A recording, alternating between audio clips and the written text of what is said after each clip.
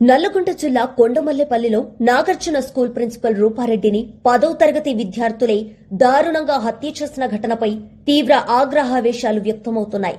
సమాజానికి మార్గదర్శకులుగా ఉండాల్సిన గురువులకే రక్షణ కరువైందని ఆందోళన వ్యక్తం చేస్తూ బోధన్ పట్టణంలోని మహాలక్ష్మి కళ్యాణ మండపంలో ప్రైవేటు విద్యాసంస్థల ప్రతినిధులు అత్యవసరంగా సమావేశమయ్యారు. ఈ సందర్భంగా దివంగత ప్రిన్సిపల్ రూపారెడ్డి చిత్రపటానికి పూలమాలలు వేసి నివాళులర్పించిన యాజమాన్యాలు ఈ హేయమైన చర్యను తీవ్రంగా ఖండించాయి. ఉపాధ్యాయులకు తగిన భద్రత కల్పించాలని డిమాండ్ చేస్తూ పట్టణంలో ప్రైవేటు విద్యాసంస్థల బంద్కు పిలుపునిచ్చాయి. పాఠాలు నేర్పే గురువులపైనే విద్యార్థులు హత్యాయత్నాలకు పాల్పడే స్థాయికి దిగజారడం సమాజంలో విలువలు పతనమవుతున్నాయనడానికి నిదర్శనమని విద్యాసంస్థల ప్రతినిధులు ఆవేదన వ్యక్తం చేశారు. పిల్లలను క్రమశిక్షణలో పెట్టేందుకు ఉపాధ్యాయులు కాస్త మందలిస్తే చాలు. కొందరు తల్లిదండ్రులు అసలు విషయం తెలుసుకోకుండా పాఠశాలలకు వచ్చి గొడవలు చేయడం వల్లే విద్యార్థుల్లో భయం పోయి తప్పుడు ధైర్యం పెరుగుతుందని స్పష్టం చేశారు. పిల్లల ప్రవర్తనలో ఏవైనా తేడాలు గమనిస్తే తల్లిదండ్రులు ముందే యాజమాన్యాల దృష్టికి తీసుకురావాలని సూచించారు.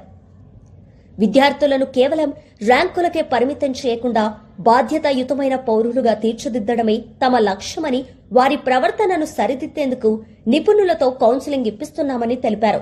బస్టాండ్లు, బహిరంగ ప్రదేశాల్లో విద్యార్థులు తప్పుదోవ పడుతున్నట్లు కనిపిస్తే స్థానికులు, తల్లిదండ్రులు వెంటనే యాజమాన్యాలకు లేదా పోలీసులకు సమాచారం ఇవ్వాలని కోరారు. సమాజం, తల్లిదండ్రులు, పాఠశాలలు సమన్వయంతో పనిచేసినప్పుడే పిల్లల్లో క్రమశిక్షణ, బాధ్యత పెరుగుతాయని సమావేశాల్లో పాల్గొన్న ప్రైవేటు పాఠశాలల యజమానులు తేల్చి చెప్పారు.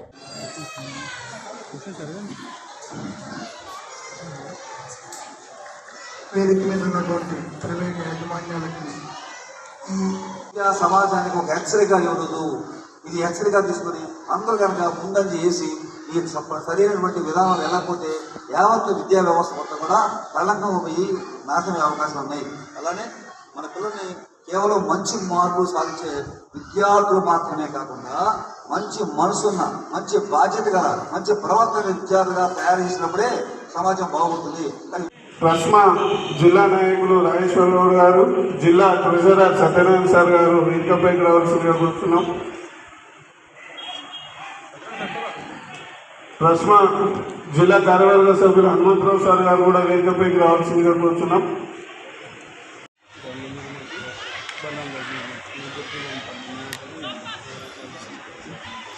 మా ముగ్గురు మామూలు హ్యాండ్ ఇచ్చింది. ఫస్ట్ కాల వాళ్ళకి పెద్ద మామ వేసి ఆంధ్ర, చిన్న మామ వేసి ఇల్లు కడుతున్నాడు, మధ్యలో మామ వేసి ఇప్పుడు ఇంకేం కాదు.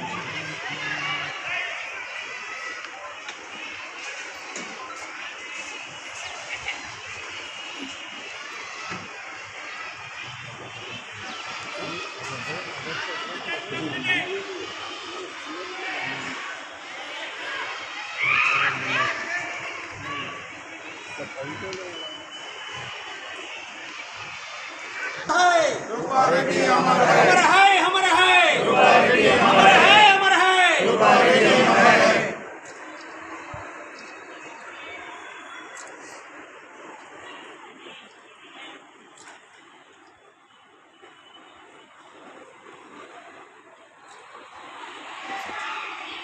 వ్యక్తి క్రమశిక్షణతో ఉండాల్సిన విద్యార్థులను క్రమశిక్షణలో పెట్టాలి అనేటువంటి ఆలోచనతో చేసినటువంటి కార్యక్రమం కోసం ఆమె బలైపోయింది.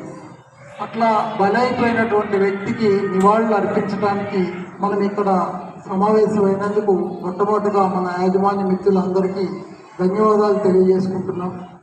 ఏదైతే మేము అనుకుంటున్న కార్యాచరణ ఉన్నదో అది ప్రింట్ అండ్ ఎలక్ట్రానిక్ మీడియా ద్వారా మీరు అధికారులకు తెలియజేసి ఆ అధికారులు ఏదైతే స్పందన ఉంటుందో ఆ స్పందన కూడా మరియు పత్రికాముఖంగా తెలియజేసి విద్యార్థులను ఒక క్రమశిక్షణలో పెడతానికి మాతో పాటు మీరు కూడా తోడ్పడాలని కోరుకుంటూ ఈ కార్యక్రమానికి విచ్చేసినందుకు మీ అందరికీ ధన్యవాదాలు తెలియజేస్తున్నాం. ఫ్యామిలీ సపోర్ట్ తోటి, సమాజం యొక్క సపోర్ట్ తోటి అంత ముందుకు వచ్చి పిల్లలకి ఇక్కడ చేస్తుంది ఇంకొక కాదు, పిల్లల్ని ఎడ్యుకేట్ చేయడం ఫర్ ద నేషన్, ఈ నేషన్ కోసం నెక్స్ట్ బిల్డర్స్ని తయారు చేస్తున్నాము. సో అట్లాంటప్పుడు ఒక లేడీగా దాకా ఎంతో బాధపడాల్సి వస్తుంది, భయపడాల్సి వస్తుంది. రేపు పిల్లలకి ఏదైనా అరే ఏం చెప్తే రేపు వాడి దగ్గర నుంచి ఎట్లాంటి రియాక్షన్ వస్తుందో, ఏం మాట్లాడితే మా మీదకి ఏమొస్తుందో. ఇప్పుడు మరి తన ఫ్యామిలీని మరి తన లైఫ్ని అంతా తను she sacrifice for the sake of educating the children. తను చేసిన తప్పేంటి ఇక్కడ? ఇది అందరూ ఆలోచించాల్సిన విషయమే. బికాజ్ ఎందుకంటే she's a mother first and she's an educator అక్కడ. అయినా కానీ లైఫ్లో మళ్ళీ తనకి at end of the day తనకి మిగిలింది ఏంటి? ఒక విద్యార్థి చేతిలో కత్తిపోట్లు మిగిలింది. ఇది ఒక లేడీగా రూపారెడ్డికే కాదు, తల్లిగా కానీ సమాజంలో అందరూ ఆలోచించాల్సిన విషయం. ఎందుకంటే పిఎం అవ్వాలన్నా సీఎం అవ్వాలన్నా ఎవరైనా కానీ at the end of the day they are the child of the mother. So ఇంకేం చెప్పాలి? మరి ఏ పిల్లలకి ఏమని చెప్పాలి? నాన్న ఇది వెళ్తే తప్పుదారని చెప్పాలా వద్దా? ఊరుకోవాలా? ఊరుకుంటే మరి వాడు వెళ్ళి గోతులో పడతాడు కదా, రేపు అది చూడలేం కదా, అదైనా మళ్ళీ మనం ఏడవాల్సిందే కదా. వద్దు అని చెప్పినందుకు సో ఈ సొసైటీ రేపు రూపారెడ్డి గారి గురించి మరి ఏం నిర్ణయం తీసుకుంటుందో, దీనివల్ల ఏం చర్యలు తీసుకుంటుంది అనేది, బట్ దీని గురించి మాత్రం ఆలోచించాల్సిన విషయం అయితే మేధావులందరూ ఆలోచించాల్సిన విషయం. Thank you. చెప్పినా కూడా మరి ఏ విధంగా కృత్యం ఏర్పడిందో అందరికీ తెలుసు. ఈ సందర్భంగా ట్రాస్మా సంఘ సభ్యులుగా రేపు కోటగిరి మండలంలో బంద్కి సహకరిస్తామని చెప్పి తెలుపుతున్నాము. జై హింద్. గంజల మండలి నుంచి రూపారెడ్డి శ్రీమతి రూపారెడ్డి యొక్క మరణం గురించి మన యొక్క పాఠశాలని రేపు సంఘీభావంగా బంధువులు ప్రకటన చేస్తున్నారు. ఎందుకోసం అంటే విద్యా వ్యవస్థ ఎలా చాలా ఆలోచించవలసిన రోజు ఈరోజు గురు బ్రహ్మ, గురు విష్ణు, గురుదేవ మహేశ్వర అనే అయితే పదాలు ఉన్నాయో దానికి వ్యతిరేక దేశం లోపల నడుస్తుంది ఇక్కడ. మరి ఇలాంటి వ్యతిరేక దేశం లోపల రేపటి నాడు ఒక గురువు బోధన వెళ్ళడానికే అందరూ భయపడాల్సిన రోజులు వస్తున్నాయి. కాబట్టి ఈ యొక్క రోజులను media, social media, print media ఏమైతే ప్రతిరోజు చేస్తున్న పని అదే. మేము ఉపాధ్యాయులందరం కలిసి, యజమానులందరం కలిసి మరి ఈ వ్యవస్థను ఎట్లా తీసుకెళ్దాం, ఎక్కడికి తీసుకెళ్దాం అనే విషయాన్ని అందరం కలిసికట్టుగా ఆలోచించి దీనికి ప్రభుత్వం కూడా ఉపాధ్యాయులను కాపాడే విధంగా, ఉపాధ్యాయులు కూడా ఎన్నో రకాల విషయాల సెక్యూరిటీ ఇచ్చే విధంగా చేస్తారని ఈ యొక్క సభాముఖంగా మేము చెప్పడం జరుగుతుంది. ధన్యవాదాలు.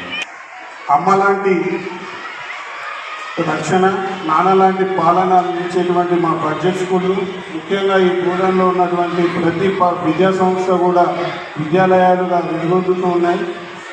రాష్ట్ర వ్యాప్తంగా రేపటి పాఠశాలల బంధుకు బోధన్ ప్రైవేట్ పాఠశాలల, కళాశాలల యాజమాన్యాల సంఘం పూర్తిగా మద్దతు తెలుపుతుంది.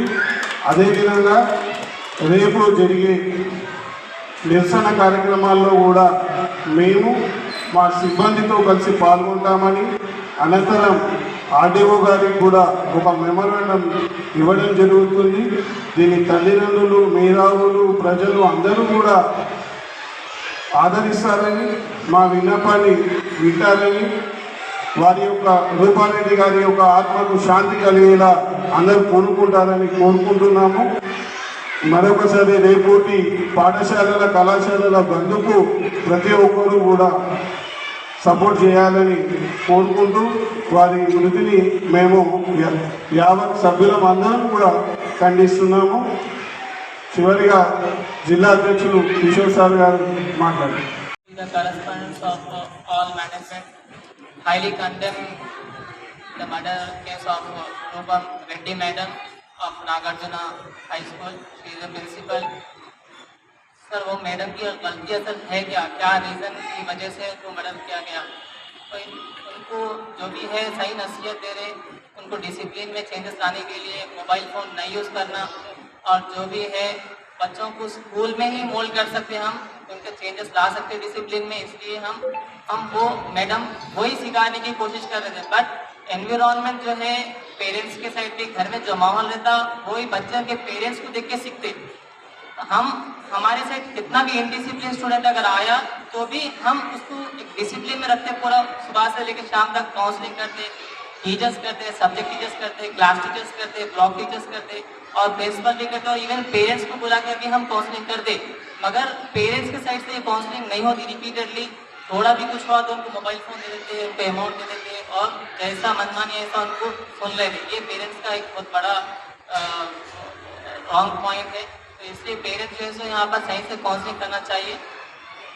तो वही फ्रॉम हमारे साइड से भी हम पूरे मैनेजमेंट से भी हमारी रिक्वेस्ट है कि सब मिलकर इसको कंडेम करेंगे और मेमोरेंडम देंगे और हम सब आपके साथ हैं sir. Thank you so much. Reddy ఎప్పటికప్పుడే పేరెంట్స్ టీచర్తో మాట్లాడుకుని కౌన్సిలింగ్ విధానం ద్వారా కనుక ప్రతిపదన నిర్దేశించాలంటే ఇలాంటి పనులు జరగని భావిస్తున్నాను. ఈ దిశగా బోధనలో ఉన్న అన్ని ప్రైవేట్ విద్యాసంస్థలు కలిసి పనిచేయడానికి సిద్ధంగా ఉన్నాం. మీ అందరికీ ధన్యవాదాలు. తప్పనిసరిగా మీ ఏదైతే విలేకరులుగా మీరు మాకు సూచనలు ఇస్తారు, మాకంటే మీకు బాగా తెలిసిన విషయాలు ఏదైనా మార్కెట్లో ఉంటారు మీరు. కానీ ఇలా సమాచారం తెలిస్తే మా దగ్గర సమాచారం తీసుకురాగలిగితే ఇటు బస్ స్టాండ్లో కావచ్చు, బస్ స్టాండ్ పాన్పుట్లో కావచ్చు, రాఘాపేటలో కావచ్చు, శివాలయంలో కావచ్చు, విద్యాలు ఎక్కడెక్కడ వాళ్ళ ఫోటోలు తీసి మీరు కూడా పిల్లల్ని భయపెట్టబట్టి అంత కొట్టడం కాదు. ఫోటోలు తీసి భయపడతారు వాళ్ళు. ఏదైతే పోలీసు వాళ్ళు వాళ్ళ మీద ఫోటో తీసి ఎలా భయపడతామో మీరు ఫోటో తీసి మేము కూడా భయపడతాం. కాబట్టి మీరందరూ ఆ పిల్లవాడిని సమాజంలో ముందుకు రావడానికి ప్రయోగం పోవడానికి అందరూ మా సహాయం చేస్తాను ఆలోచిస్తూ నాకు ఈ అవకాశం మీ అందరికీ ధన్యవాదాలు. Thank you. ఉద్దేశం పిల్లల్ని నిందించడం కాదండి. ఎందుకంటే పిల్లలు చాలా మంది మంచి వాళ్ళు ఉన్నారు, యూరోలు కూడా ఉన్నారు. బోధన విద్యా వ్యవస్థలో అనేక మంది విద్యార్థులు మంచి మార్కులు వేస్తున్నారు. మేము అందరినీ నిందించడం మా ఉద్దేశం కాదండి. యాక్చువల్ ఎవరైతే సక్రమైన మార్గం లేకుండా, అమ్మా నాన్నకి గౌరవం ఇవ్వకుండా, టీచర్లకి గౌరవం ఇవ్వకుండా, పొద్దుంచి లేచి ఉన్నాక విచ్చలవిడిగా తిరుగుతూ, గంజాయి అలవాటు పడి, సిగరెట్కి అలవాటు పడి, కాలేజీకి స్కూల్కి బంకు కొడుతూ ఎవరైతే మంచి విద్యార్థి కాలేకపోతున్నారో వారి విషయంలో మాత్రం మీరు ఈరోజు మాట్లాడుతున్నాండి. అంతేగాని విద్యార్థులు మొత్తాన్ని నుంచి మెక్కించే చేయలేదు. ఈరోజు మేము ముఖ్యంగా సులభంగా డబ్బు సంపాదించాలని ఆలోచన పిల్లలు బాగా వచ్చేసి ఈరోజు నేను చూస్తూ ఉన్నాను. ఇంటర్మీడియట్లోనే వాడు ఒక షాప్ ఓపెన్ చేస్తాడు, ఇది ఆన్లైన్లో ఓపెన్ చేస్తూ ఉన్నాడు.